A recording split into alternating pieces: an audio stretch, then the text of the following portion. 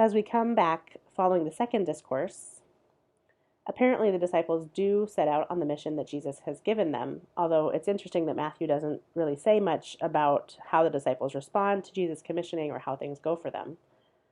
What we see in between the second and third discourse is Jesus. He's on the road teaching and preaching, but he's met with disbelief in the towns where he performs the greatest miracles.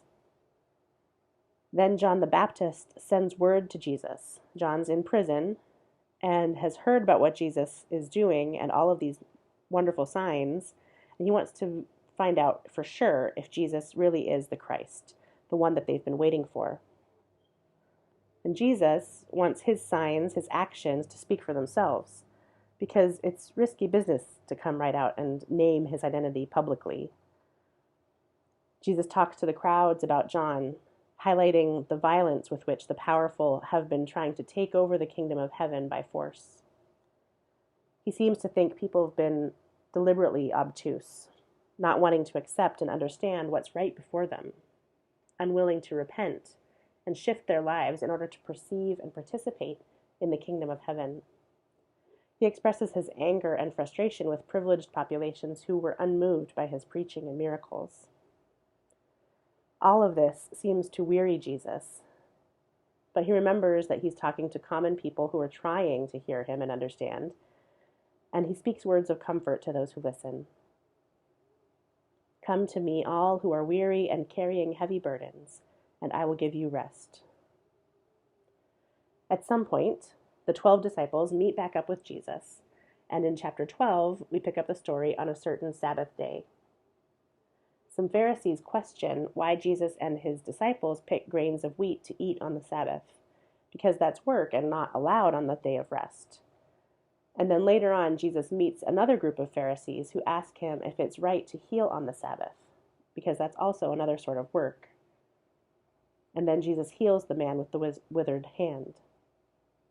Jesus answers the Pharisees' questions in ways that show his deep knowledge of the law, while clearly communicating that he believes urgent needs for fullness of life shouldn't be delayed out of a sense of obligation to the letter of the law.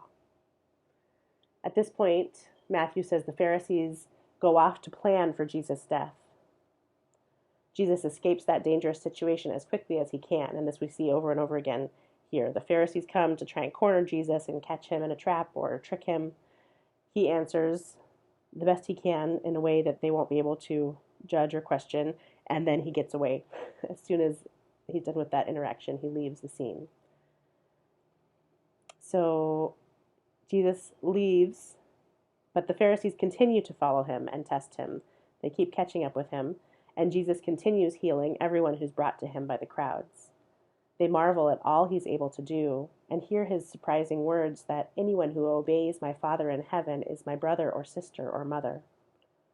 As we mentioned in this week's first video, family connections are key in Jesus' cultural context.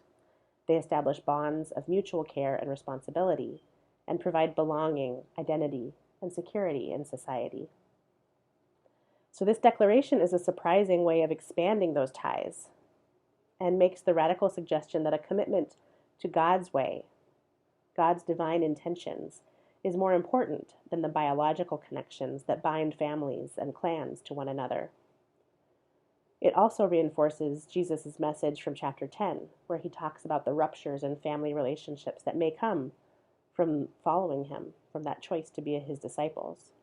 So he seems to be promising a new form of family and community to support those who follow his way.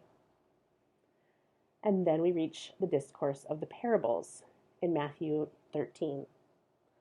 So please read Matthew 13, verses 1 through 53, and reflect on what topics stand out to you in the parables discourse. What messages do you think Jesus is trying to communicate? What issues is he trying to address with these stories? And please also take some time to think about how stories are used in your family circle or in your cultural context.